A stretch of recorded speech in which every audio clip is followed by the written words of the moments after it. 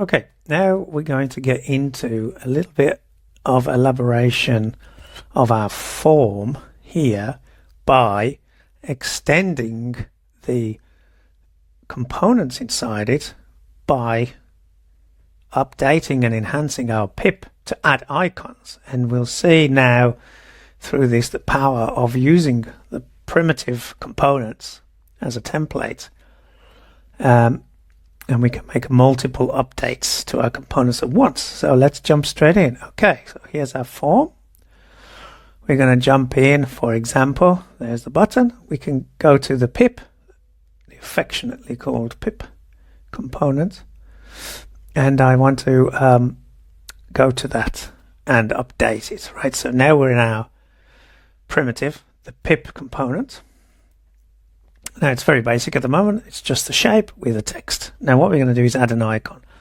So if I insert an icon with Shift-I, I can access this library. And let's add, let's just add a search icon in here for now. Okay, I've got my search icon. 24 by 24, as we discussed. Now, because we've got auto layout on our component, I could just drag this in, and I'm going to do so.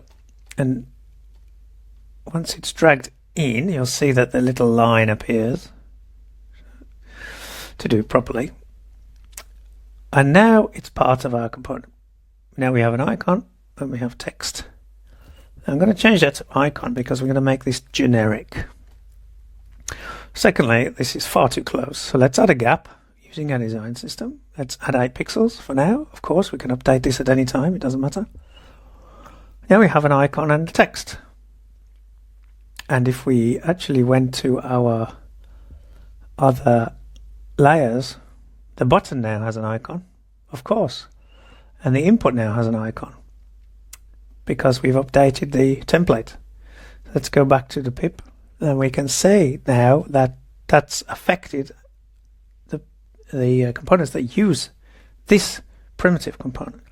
So we have to be careful here because with great power comes great responsibility. So let's jump in now. We don't want them necessarily to have that switched on by default. So I'm going to select the icon, and then we can use the properties.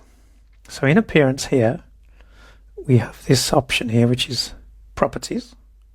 If I click on that, and then I click on plus, I'm going to create a property. It's going to be show icon. Now, I'm going to add more, so I'm going to become more specific, and I'm going to shorten it a little bit. I'm just going to change it from show icon to left icon with a question mark, so we have more space. We don't want the word show necessarily. This can be true or false by default. So I'm going to say this is false. Now we could create, as you can see, we can create a variable for this, but we're not going to do that now. I'm going to set it as false, and if I create property, you'll see that it disappears. All the properties do is hide and show the layer. So you can see icon is now hidden. I do that because when I go to my button, now you'll see it's disappeared and we're back to where we were, but we do have now the option. If I drill into the pip, I get this property here, left icon, and if I click it, you'll see that now my icon is added. So that gives me that level of control at this level, at the pip level. Let's switch it off. Okay, so that's fine, that's what we want, and obviously the same happens for the input. If I drill into the pip, I've got the option to switch on or off the icon. So, okay, let's go back to our form here. And let's add some icons. So, same again, we're going to just drill down to the pip and we're going to add a left icon.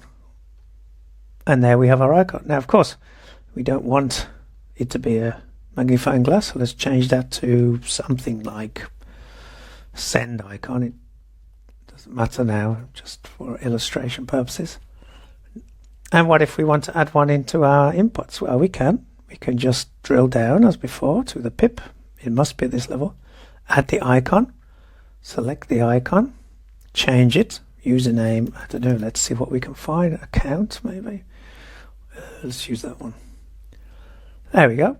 And for password, we can also drill down to the pip, add the icon, change the icon to a lock, maybe.